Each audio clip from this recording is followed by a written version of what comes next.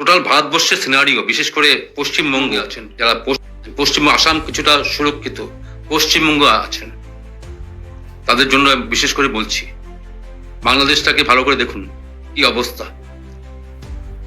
আজকে সত্যি যারা যারা আজকে আমি কয়েকটা ভিডিও দেখেছি টর্চার করছে, মানে পুলিশের টর্চার আসছে হিন্দুদের উপরে, পশ্চিমবঙ্গে যারা যারা আছেন তারা ভালো করে দেখুন। আমরা কাউকে কোনো রেডিক্যালি আমরা বলছি না, যে কিন্তু একটু অ্যালার্ট থাকা দরকার। কারণ কুকুরের স্ট্রিট ডগে যখন তখন কামড়ে দিতে পারে।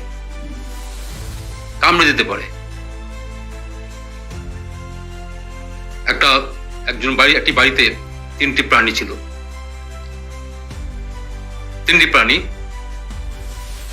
দুটো পোষা প্রাণী, গরু এবং মুরগি।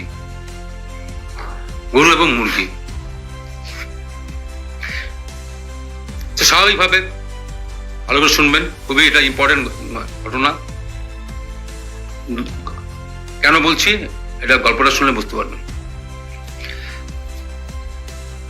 হঠাৎ ওই বাড়িতে ইঁদুরও থাকে, প্রত্যেক বাড়িতে ইঁদুর থাকে। ইঁদুরের সাথে গরু এবং মুরগির একটা দোস্তি, ভালো বন্ধুত্ব। প্রায় ওরা অবসর সময় কথা বলে, নিজেদের কথা বলে।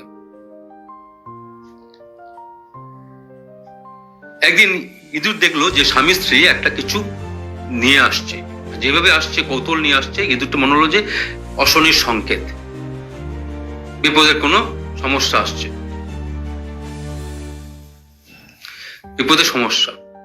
বিপদ সামনে বিপদ কিছু। এর সঙ্গে সঙ্গে মুরগিকে বললো যে মনে হচ্ছে আমাদের বিপদ আসছে। মুরগি বললো কি হচ্ছে, এই সে দেখালো। দেখে মুরগি বলতো এটা ইঁদুর মারার কল। তখন এটা বললো, মুরগিটি বলছে এটা আমার কোনো বিপদ হবে না, তুমি চিন্তিত হও, তোমার জন্য আর সমস্যা। ইঁদুরটি খুব ডিজার্টেড হয়ে গেল, কি আমি বললাম কিন্তু আমার কথাটা পাত্তা দিল না। ইঁদুর ঠিক আছে, কোথায় আবার গরুর কাছে। গরুকে বলছে এই ব্যাপার, আর আবার উদ্যম নিয়ে পরের দিন গরু জিজ্ঞেস করলো কি ধরনের বস্তু, যে এই ধরনের বস্তু। গরু বললো যে এটা তোমার সমস্যা, আমার সমস্যা না। স্বাভাবিকভাবে ওই কলটাকে নিয়ে আসছে, স্টোর রুমে রেখে দিয়েছে স্বামী স্ত্রী কাপুল। প্রথম যখন যা জিনিস আসে সেটা নিয়ে তো বেশ আমরা কৌতূহল হয়ে যাই। মানে কোনো বাড়িতে কিছু নতুন কিছু কিনলাম, টিভি থাকলে টিভিটা কিনলাম, টিভিতে 4-5 দিন ধরে টিভি নিয়ে আমরা পড়ে থাকি, যে কোনো জিনিস হোক। তো সেই ইঁদুর মারার কলটা নিয়ে আসছে, স্টোর রুমে রেখেছে। রাত্রে 2:30টার সময় আওয়াজ, মহিলাটি ছাপ করে লাফিয়ে উঠেছে, ভেবেছে ইঁদুরটা ধরা পড়লো। প্রথম ইঁদুর ধরা পড়েছে দেখার বিষয়। লাফিয়ে স্টোর রুমটা খুলে সুইচটা অন না করি কলটাকে ধরতে আসছে। হঠাৎ চিৎকারে মহিলাটি পড়ে গেল। ভদ্রলোক আওয়াজ শুনে ঘুম ভেঙে গেছে। মহিলাটি একদম নিচে পড়ে গেছে। কি হলো, ব্যাপারটা কি?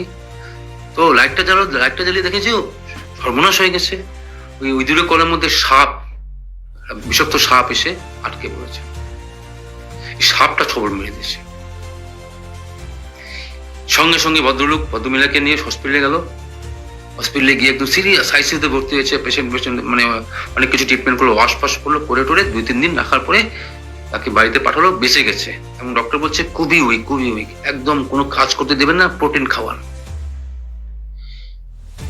ভদ্রলোক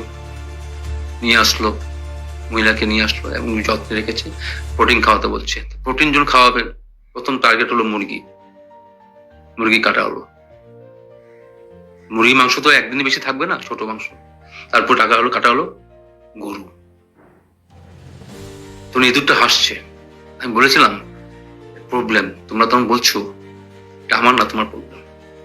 আজকে আমরা যারা যারা এই সিচুয়েশনটা দেখছি, এটা যেন না ভাবি এটা খালি শুধু বাংলাদেশের প্রবলেম, আমাদের প্রবলেম। এখন যদি সচেষ্ট না হই, অ্যালার্ট না হই, তাহলে কিন্তু বিপদ। অ্যালার্ট হওয়ার অর্থ হচ্ছে তাদের পাশে দাঁড়ানো, যারা ঘুমিয়ে আছে, কান বন্ধ করে আছে।